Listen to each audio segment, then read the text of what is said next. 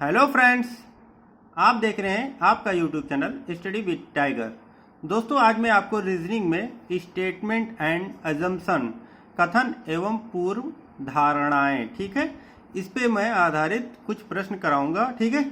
और इसमें मैं ट्रिक बताते चलूंगा कि किन बातों को आपको ध्यान देना है कि आपकी ये जो संकल्पनाएं हैं या धारणाएं हैं, पूर्व धारणाएं, वो आपकी गलत होने के चांसेस कम से कम हो जाएं, ठीक है। तो कुछ ट्रिक मैं क्वेश्चन में ही बताता चलूंगा कि किन बातों का आपको ध्यान देना है, ठीक है। बाकी हम पूर्व धारणाएं में होता क्या है उसके बारे में आइए चर्चा करते हैं, ठीक है। कथन एवं पूर्व धारणाएं, तो उसमें क्या होता है, जो कथन दिया रहता है तो वो कथन के पूर्व हमारे मन में क्या विचार आया था कि वो मैंने कथन दिया, इस चीज को हम, ठीक है, देखेंगे। और कथन के पहले जो पूर्ण धारणाएं होंगी वो 100% सही होंगी, ठीक है। मतलब उसमें ये नहीं कि आपको 50-50 वाला हिसाब नहीं रखना है, या वो तो गलत हो जाएगा। हमको 100% यही होना चाहिए कि हाँ, ये कथन जरूरी था। तब हमारे मन में जो विचार आया है उसको देखते हुए कि ये कथन ये सही है, तो ठीक है। कथन से पूर्व जो धारणा हमारे मन में आई है उसी को हम कहते हैं कथन एवं पूर्व धारणाएं, ठीक है। तो आपको समझ में आ गया होगा। आइए हम स्टार्ट करते हैं। यदि आपको ये वीडियो अच्छा लगे तो प्लीज लाइक करिए और शेयर करिए, और जो भी इस चैनल पर पहली बार आ रहा है तो प्लीज सब्सक्राइब हमारा चैनल, प्रेस बेल आइकन, जिससे आपको लेटेस्ट नोटिफिकेशन समय समय पर मिलता रहे। तो आइए हम देखते हैं क्वेश्चन से और समझने की कोशिश करते हैं, ठीक है। यहाँ पे देखिए, आइए हम स्टार्ट करते हैं। कथन है, ये कथन दिया हुआ है, ठीक है, कथन। और कथन में देखिए क्या है, बेंगलोर से मुंबई शीघ्र पहुंचने के लिए वायुयान से जाइए। देखिए यहाँ पे बेंगलोर से, ठीक है, मुंबई शीघ्र पहुंचने के लिए, मतलब जल्दी आप पहुंचने के लिए वायुयान से जाइए। मतलब आपको यदि शीघ्र पहुंचना है, जल्दी पहुंचना है, तो आप वायुयान से जाइए। तो ये ठीक है कथन हमारा। अब इससे पहले हमारे मन में क्या विचार आया होगा या हम क्या सोच रहे हैं, देखिए संकल्पनाएं क्या है। मुंबई और बेंगलोर वायुयान सेवा से जुड़े हुए हैं, तो सही बात है, तभी तो हम वायुयान से बता रहे हैं कि शीघ्र पहुंचने के लिए वायुयान से जाइए। तो ये वाला जो कथन है, मुंबई और बेंगलोर वायुयान सेवा से जुड़े हुए हैं, ठीक है। तो ये क्या है, आपका संकल्पना पहला जो है वो सही है, ठीक है। तो ये आपका पहला जो है वो सही होगा, ठीक है। दूसरा ये देखते हैं, दूसरा संकल्पना क्या कह रही है। देखिए, बेंगलोर से मुंबई पहुंचने के लिए वायुयान के अतिरिक्त अन्य कोई साधन नहीं है। ये तो गलत हो जाएगा, अन्य कोई साधन नहीं, ये नहीं कहा है हमारे पास। जो आपका ये देखिए, अन्य कोई साधन नहीं है, ये तो गलत हो जाएगा, क्योंकि हमने कहा शीघ्र पहुंचने के लिए। जो हमारे पास कथन है उसमें ये नहीं दिया है कि अन्य कोई साधन है ही नहीं, हम केवल वायुयान से ही जा सकते हैं, ऐसा तो कुछ है नहीं।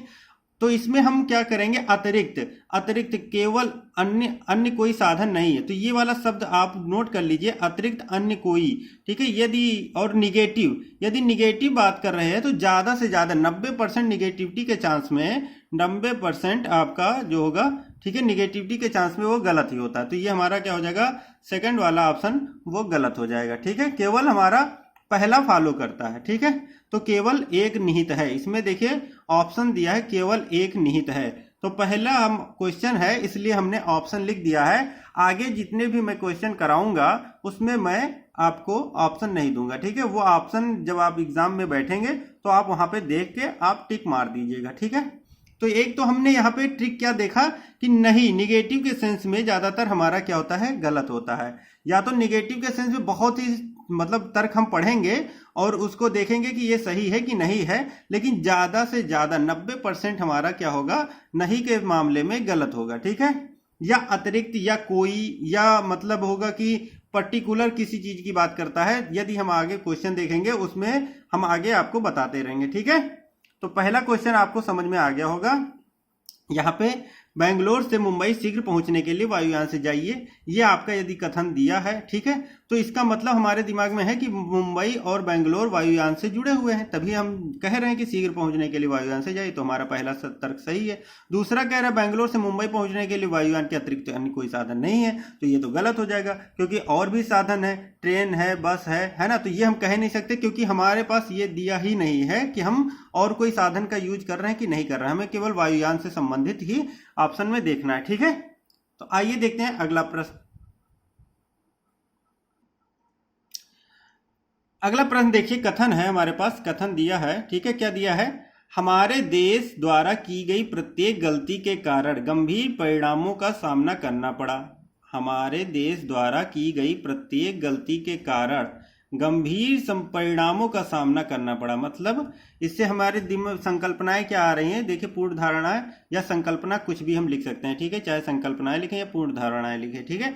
तो इसका मतलब क्या? हमारे देश द्वारा की गई प्रत्येक गलती के कारण गंभीर परिणामों का सामना करना पड़ा। मतलब हमारे देश ने गलती की है। तो देखते हैं संकल्पना में क्या है।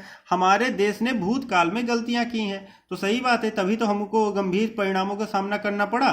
तो यहाँ पे जो है हमारे देश में भूतकाल में गलतियां की हैं, तो ये हम कह सकते हैं, क्योंकि कथन जो है हमारे पास, ठीक है, ये क्या कह रहा है? गंभीर परिणामों का सामना करना पड़ा। तो हमारा पहला कथन जो होगा वो सही हो जाएगा। यहाँ पे पहला कथन सही होगा। दूसरा देख लेते हैं, राष्ट्रीय स्तर के निर्णय करना एक कठिन कार्य है।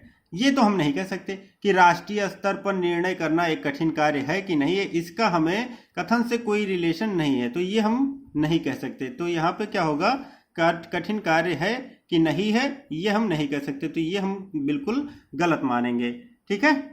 अब राष्ट्रीय स्तर से करना एक कठिन कार्य है, तो ये निगेटिविटी का सेंस है, मतलब हम सही निर्णय नहीं ले सकते, तो ये भी हमारा क्या होगा? देखिए यहाँ पे भी गलत हो गया हमारा, ठीक है।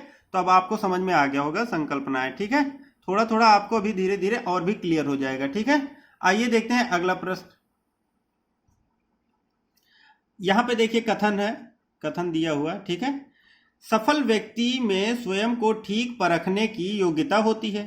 सफल व्यक्ति में स्वयं को ठीक परखने की योग्यता होती है कि ये तो हमको पता है कि मतलब सफल व्यक्ति को स्वयं को ठीक परखने की संकल्पना होती है, ठीक है, योग्यता होती है।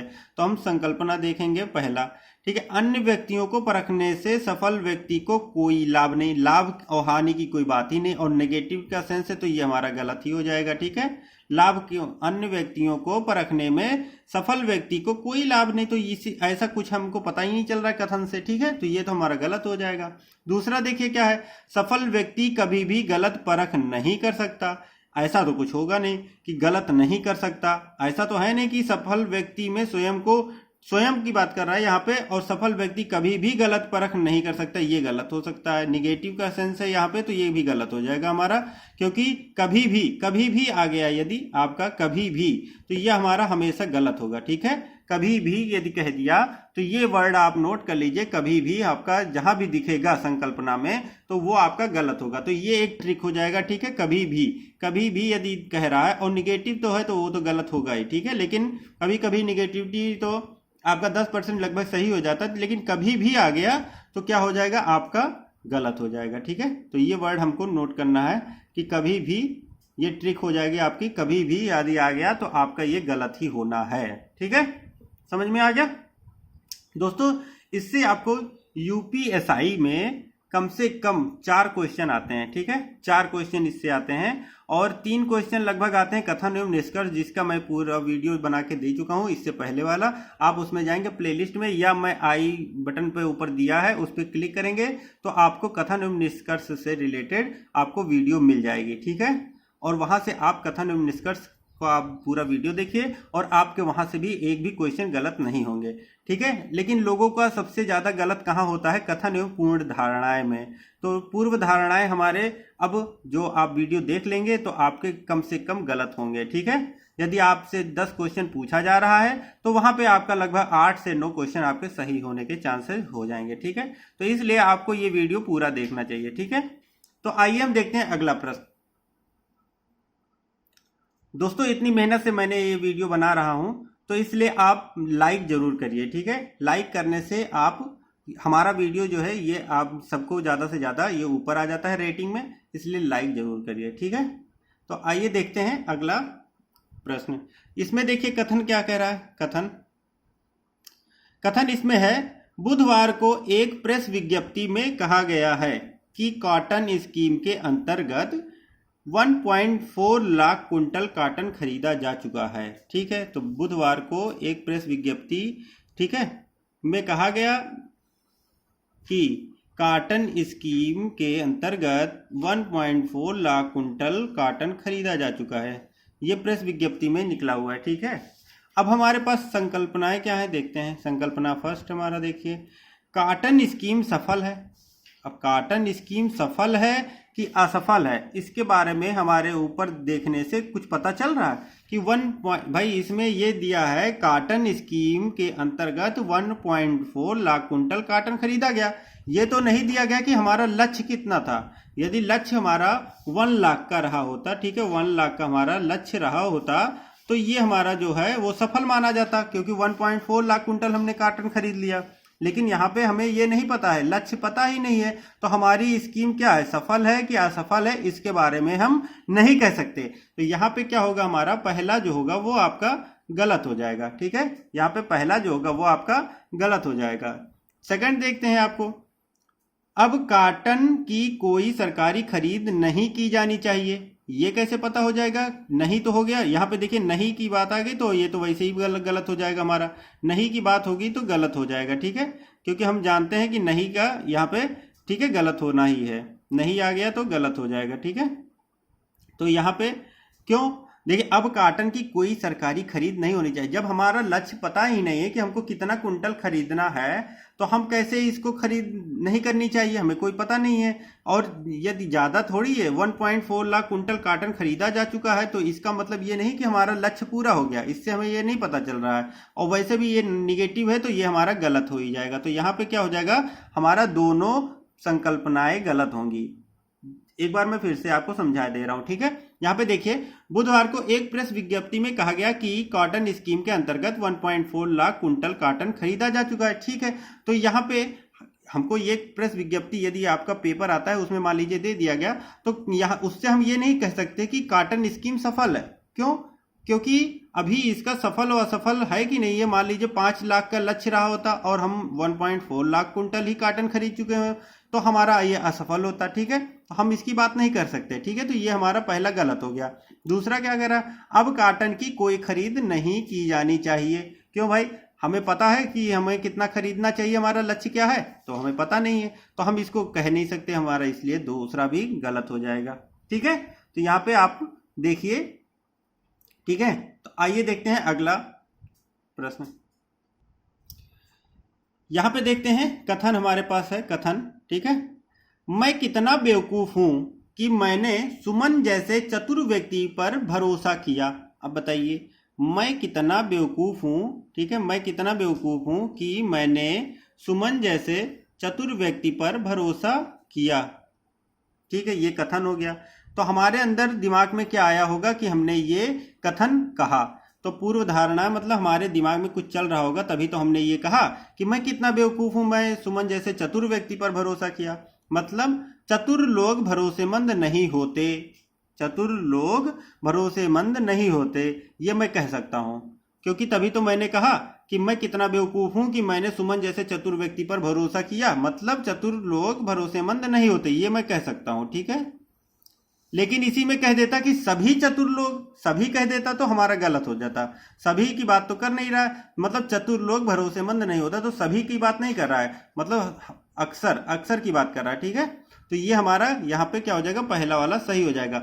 यदि इसी में स्पेसिफाई कर देता कि सभी चतुर लोग भरोसेमंद नहीं होता या कोई भी चतुर लोग भरोसेमंद नहीं होते, तो हमारा ये क्या हो जाता है, गलत हो जाता, ठीक है। लेकिन यहाँ पे कह रहा है सिर्फ चतुर लोग भरोसेमंद नहीं होते, तो हमें अपने दिमाग नहीं लगाना कि सभी की बात हो रही कि नहीं हो रही, ठीक है। तो इसको हम सही मानेंगे। लेकिन यहाँ पे देखिए निगेटिव तो था, ठीक है, निगेटिव तो था, लेकिन निगेटिव के बावजूद भी ये सही है, ठीक है। तो कुछ होता है 90% क्या होता है, सही होता है, ठीक है। 90% आपका गलत हो जाएगा और बाकी हमारा सही होता है, ठीक है। 10% सही होता है। तो ये देखिए नेगेटिव होते हुए भी ये सही है, ठीक है, क्योंकि इसको हमको पढ़ना पड़ेगा कि तभी हम इसका सेंस निकाल सकते हैं कि क्या कह रहा है, ठीक है। उसके बाद देखिए सेकंड, किसी चतुर व्यक्ति पर भरोसा करना बेवकूफी है।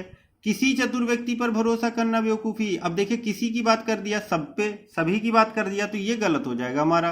किसी चतुर व्यक्ति पर भरोसा करना बेवकूफी है, तो ऐसा तो है नहीं, सबकी बात करता है तो ये गलत हो जाएगा। किसी चतुर व्यक्ति पर भरोसा करना बेवकूफी है, तो ये हम नहीं कह सकते, ठीक है, क्योंकि सिर्फ केवल चतुर लोग भरोसेमंद नहीं होते और किसी चतुर व्यक्ति पर भरोसा करना बेवकूफ़ी है।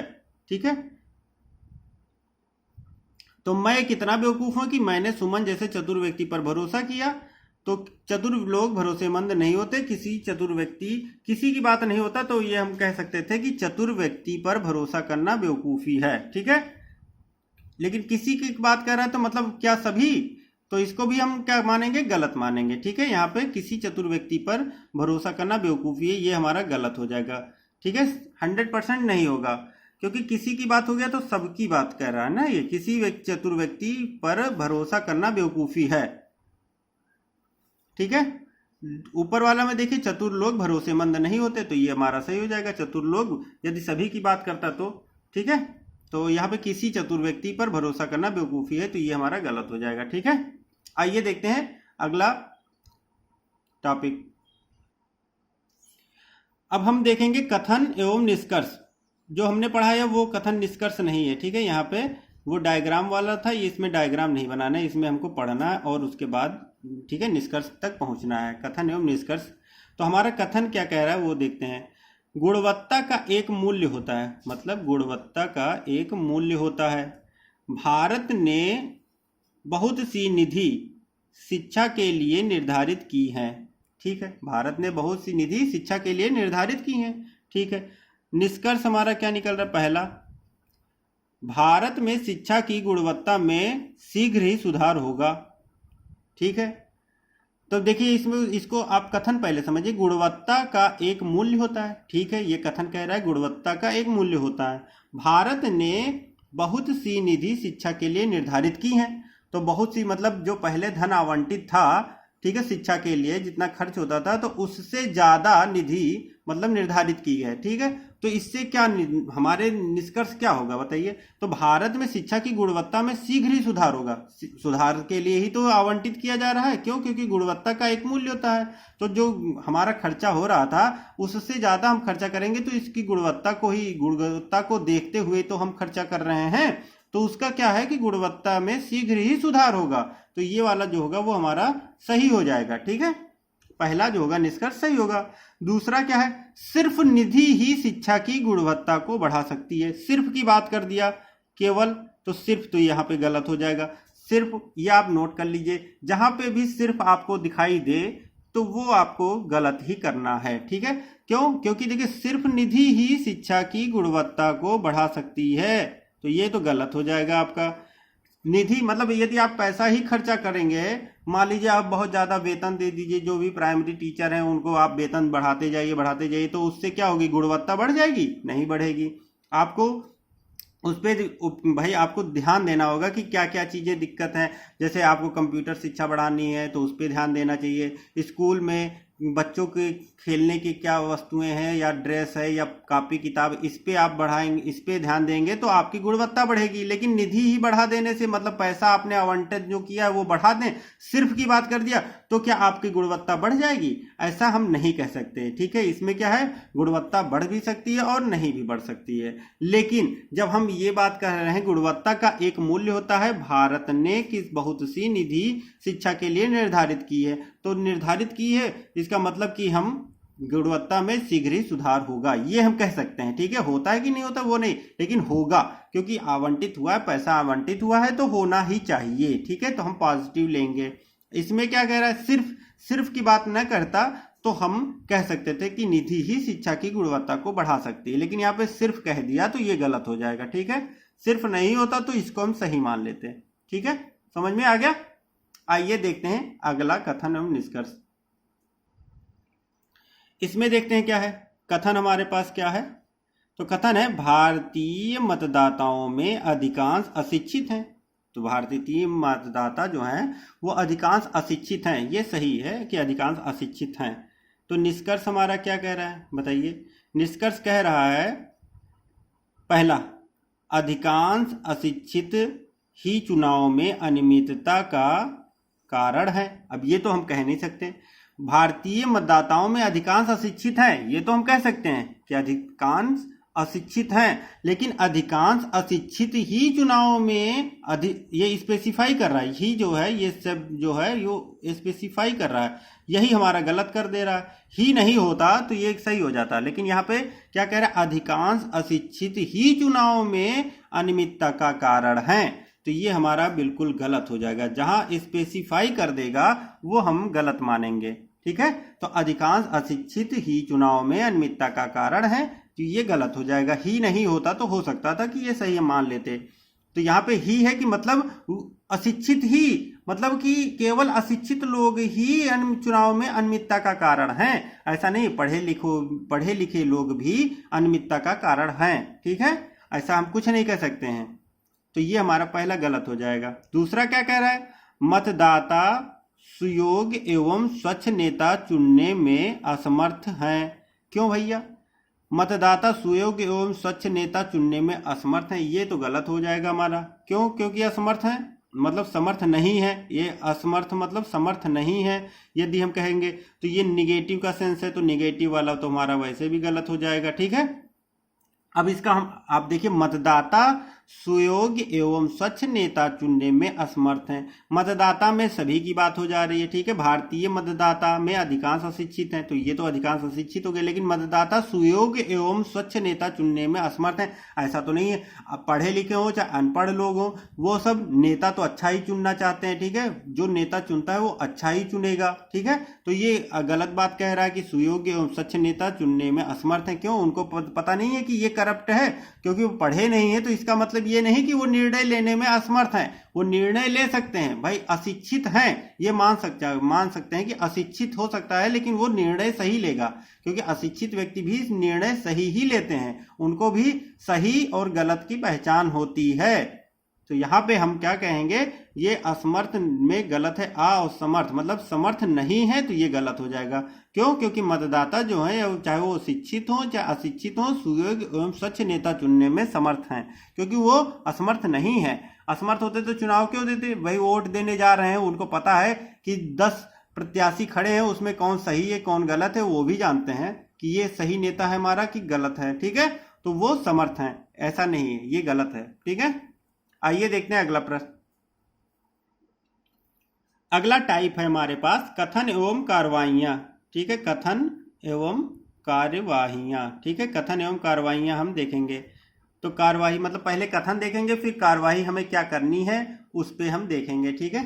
तो आइए हम कथन पहले पढ़ते हैं, ठीक है। कथन, हाल ही में संपन्न ओलंपिक खेलों में भारत का प्रदर्शन बहुत खराब था। चलिए ठीक है, मान लीजिए कि खराब था। खिलाड़ियों द्वारा एक भी पदक प्राप्त नहीं किया जा सका। चलिए ठीक है, मान लीजिए पदक नहीं प्राप्त किए। सरकार ने 5 करोड़ रुपए प्रशिक्षण तथा खिलाड़ियों की टीम को ओलंपिक खेलों में भाग लेने के लिए भेजने में खर्च किए। सरकार ने 5 करोड़ रुपए प्रशिक्षण में और तथा खिलाड़ियों को ओलंपिक खेलों में भाग लेने के लिए भेजने में खर्च किए। चलिए ठीक है, ये मान लीजिए हम इसको क्या है, कथन को सही मानेंगे, ठीक है। कथन जो भी दिया है उसको हम सही ही मानेंगे। तो हमें कार्यवाहियां क्या करनी है ये देखना है। तो हमारे पास कार्यवाहियां 2 हैं, दोनों पे हमें विचार करना है। तो पहला कार्यवाही जो कह रहा है, भारत को भविष्य में ओलंपिक खेलों में खिलाड़ी भेजने बंद करने चाहिए। क्यों भाई बंद करना चाहिए, क्योंकि हमारे पास पदक नहीं आए तो हम बंद कर दें। तो ये हमारा देखिए क्या है, भारत को भविष्य में ओलंपिक खेलों में खिलाड़ी भेजने बंद करने चाहिए। भाई क्यों बंद करने चाहिए, यदि हमारे पास कोई भी पदक नहीं आया ओलंपिक में तो क्या हम बंद कर दें, भविष्य में भेजबे ही नहीं करें, प्रतिभा का हम लोग हनन कर दें, तो गलत बात है, ये निगेटिव बात है, ठीक है। भारत में भविष्य में ओलंपिक खेलों में खिलाड़ी भेजने बंद करना चाहिए, ये निगेटिव बात कर रहा है, तो ये नहीं होगा, ठीक है, ये बिल्कुल गलत है, ठीक है। इसको आप पढ़ेंगे या कोई भी आंसर देगा तो इसको तो गलत मानेगा, कोई भी हो, ठीक है। फिर दूसरा देखते हैं, सरकार को तुरंत एक जांच आयोग का गठन करना चाहिए जो भारत के खराब प्रदर्शन के कारणों का पता लगाए। तो ये बात सही है।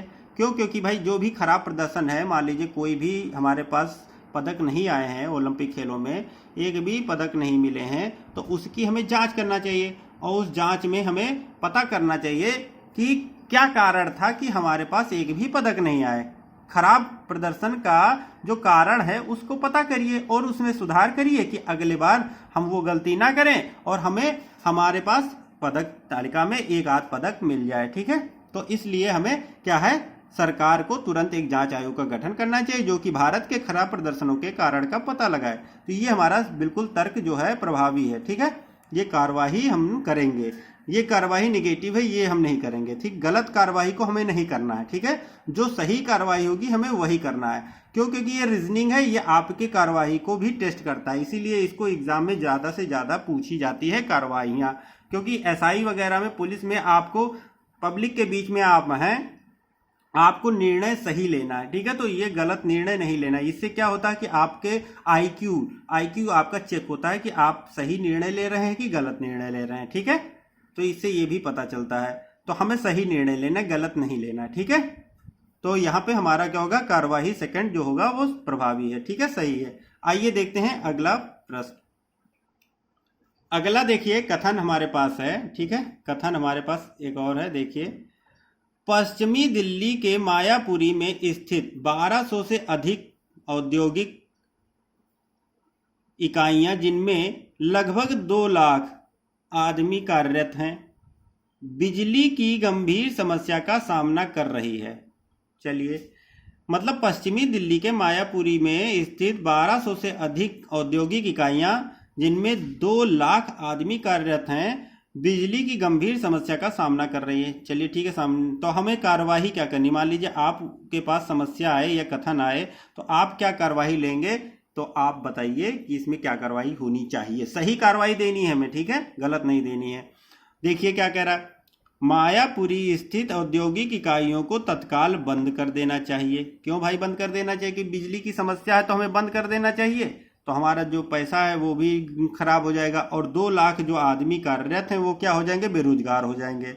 ठीक है, तो ये हमें बिल्कुल गलत कहना चाहिए, ये हमें गलत है। क्योंकि बिजली की समस्या हम सुधार भी तो सकते हैं, तो हमें सुधारात्मक कार्रवाई करनी है, ना कि निगेटिव। बंद कर देना चाहिए, ये तो हमारा निगेटिव है। ठीक है, तो ये हमारा निगेटिव होगा, तो इसलिए ये गलत हो जाएगा। ठीक है, दूसरा देखते हैं, सरकार को मायापुरी स्थित औद्योगिक इकाइयों को बिजली की पर्याप्त आपूर्ति करने के लिए तत्काल कदम उठाने चाहिए।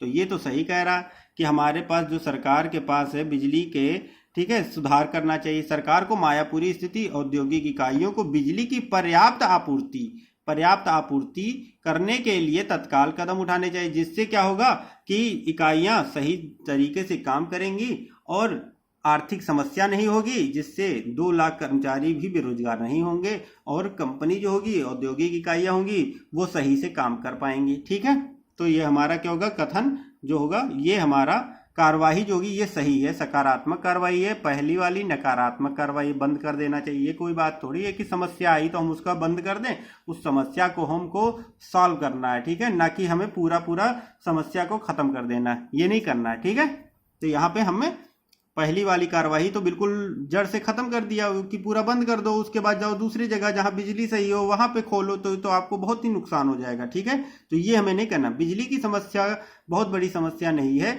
उसको हम सुधार सकते हैं, तो उसकी सुधारात्मक कार्रवाई हमें करनी है। ठीक है, आइए देखते हैं अगला प्रश्न। दोस्तों, यदि आपको ये मेहनत हमारा अच्छा लग रहा हो तो प्लीज लाइक जरूर कर दीजिए। ठीक है, लाइक करेंगे तो हमें प्रोत्साहन मिलेगा और मैं ऐसी ही अच्छी वीडियो आपके लिए लाता रहूंगा। ठीक है, तो आप जरूर से जरूर लाइक करिए। ठीक है, कथन देखते हैं।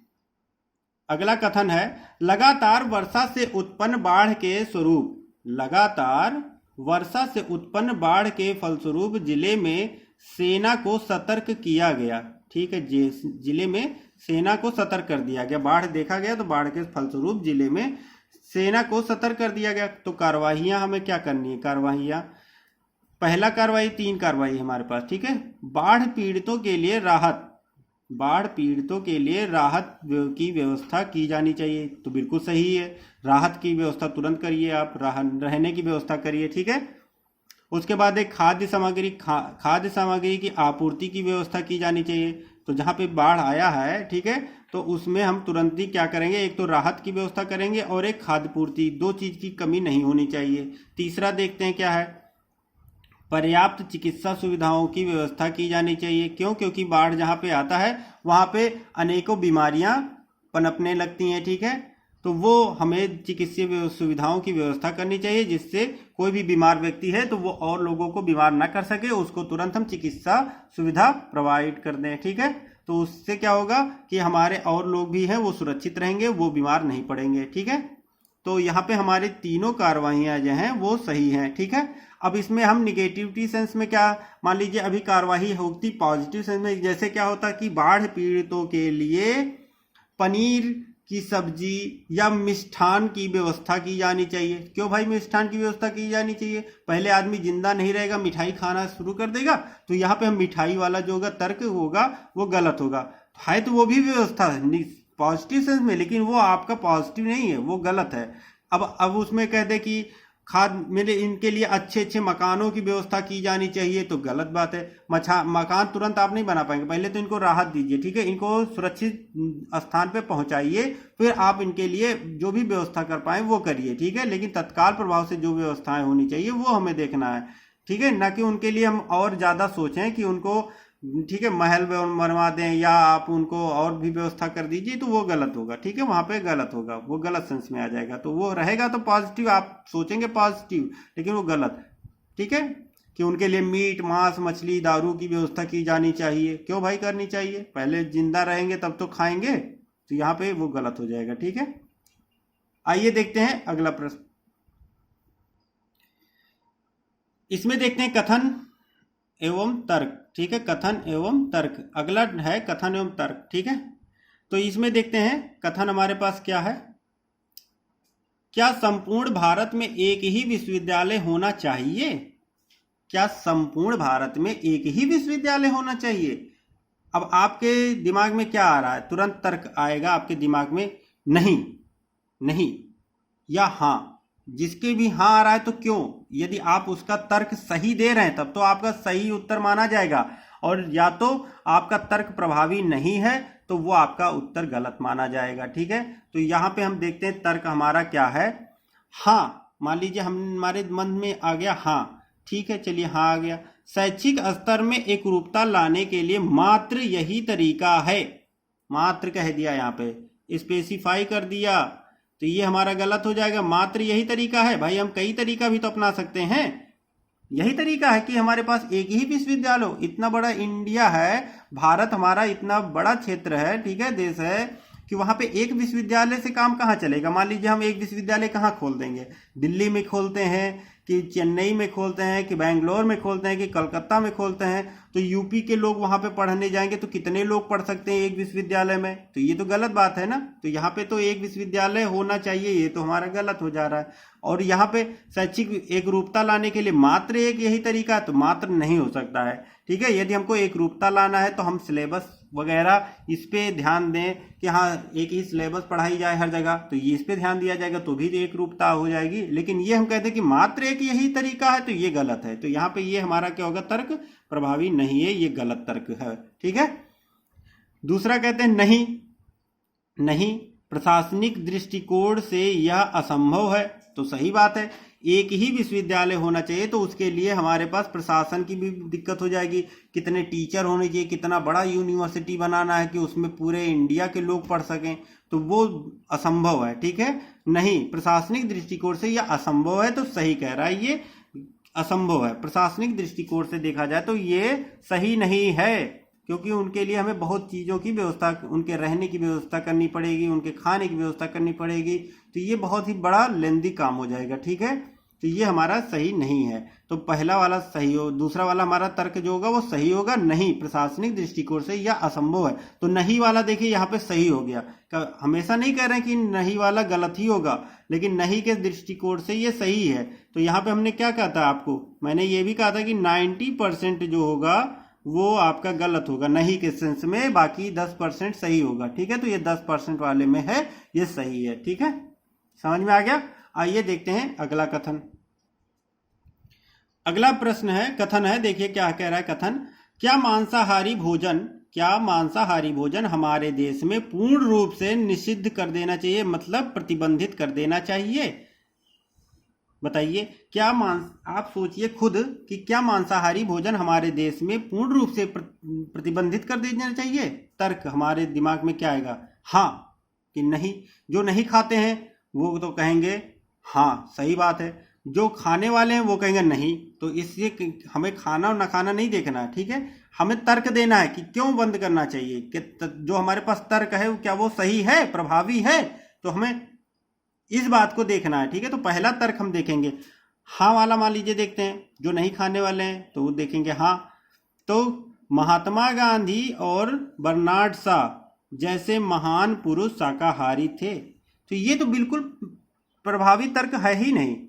क्यों? क्योंकि इसमें तुलना की जा रही है महात्मा गांधी से और बर्नार्ड शॉ जैसे महान व्यक्ति शाकाहारी थे, तो पूरे देश में मांसाहारी चीजों को बंद कर देना चाहिए, ये तो गलत है, ये प्रभावी नहीं है, ठीक है। यदि किसी महान व्यक्ति से तुलना की जा रही है तो उस तुलना को हम तर्क कभी नहीं मानेंगे। किसी चीज से तुलना कीजिए, मान लीजिए किसी देश में, मान लीजिए कहते कि इंग्लैंड में शाकाहारी है इसलिए हमारे यहाँ मांसाहारी को प्रतिबंधित कर, ये गलत हो जाएगा। दूसरे देश से तुलना नहीं करनी, दूसरे व्यक्ति से तुलना नहीं करनी है, वो हमारा जो होगा तर्क प्रभावी नहीं होगा, वो गलत हो जाएगा। यदि पर्सनल व्यक्ति की छवि से हम पूरे देश में लागू करेंगे तो वो गलत होगा, ठीक है। तो यहाँ पे हमारा ये तर्क जो होगा वो प्रभावी नहीं होगा, ठीक है, कि सिर्फ महात्मा गांधी और बर्नार्ड शॉ जैसे महान व्यक्ति शाकाहारी हैं इसलिए हम मांसाहारी भोजन को प्रतिबंधित कर दें, ये गलत हो जाएगा।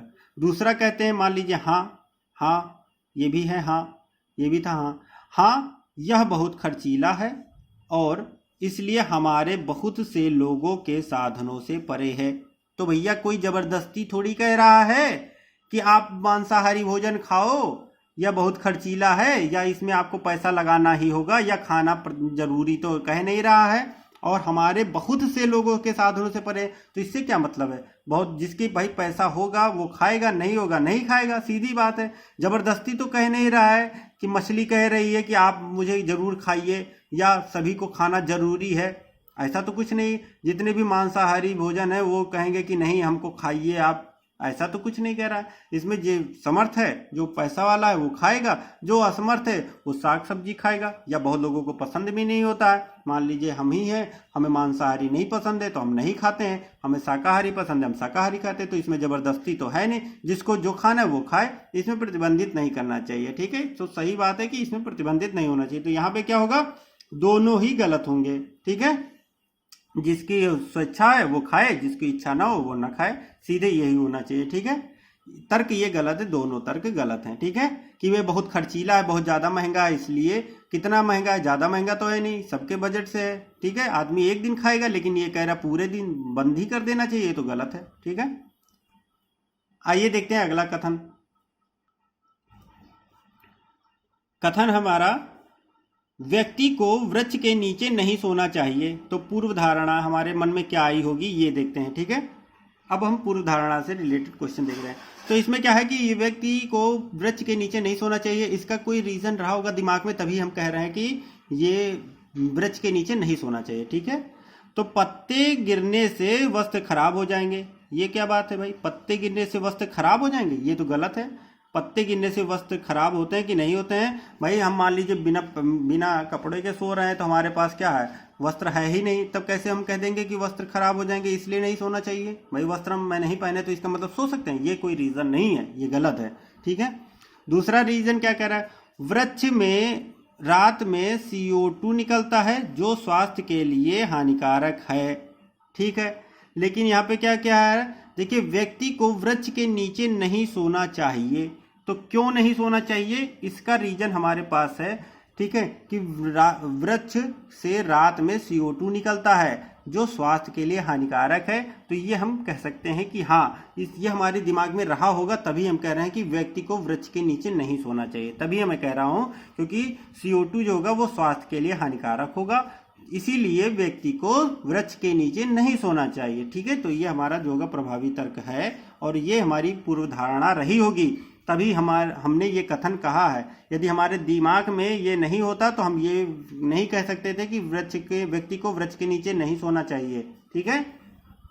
या वृक्ष गिर सकता है, डाल टूट सकती है, ये भी कारण हो सकता था, लेकिन ये कारण प्रभावी नहीं होगा, ठीक है, कि वृक्ष की डाल गिर सकती है इसलिए हमें नहीं सोना चाहिए। ठीक है, तो ये तो गलत है, प्रभावी तर्क ये नहीं है। पूर्व धारणा हमारे मन में ये नहीं था, हमारे मन में था वृक्ष में रात में CO2 निकलता है, कार्बन डाइऑक्साइड वृक्ष की क्या होती है, प्रवृत्ति होती है कि वो दिन में ऑक्सीजन छोड़ता है और रात में कार्बन डाइऑक्साइड, इसलिए रात में यदि मैं नहीं सोना चाहिए। ठीक है, वृक्ष के नीचे नहीं सोना चाहिए जो स्वास्थ्य के लिए हानिकारक है। ठीक है, आइए देखते हैं अगला कथन,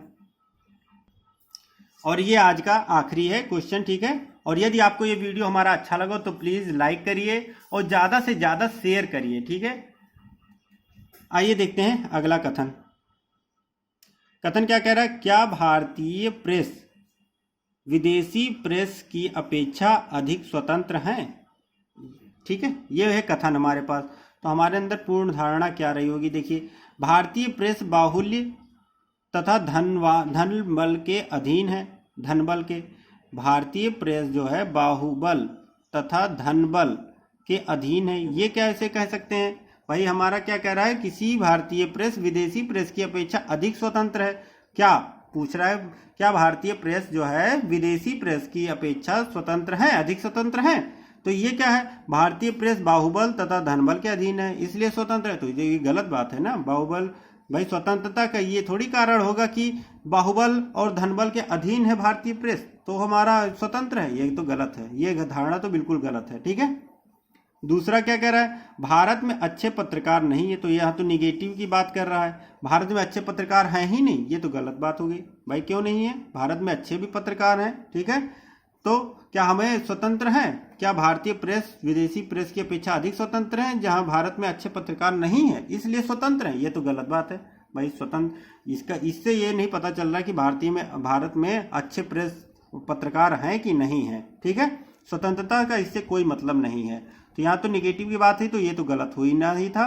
और आज के लिए बस इतना ही दोस्तों। यदि आपको ये वीडियो अच्छा लगा हो तो प्लीज़ लाइक करिए, सब्सक्राइब करिए हमारा चैनल और प्रेस बेल आइकन, जिससे आपको लेटेस्ट नोटिफिकेशन समय समय पर मिलता रहे। Thank you friends for watching my video. जय हिंद, जय भारत।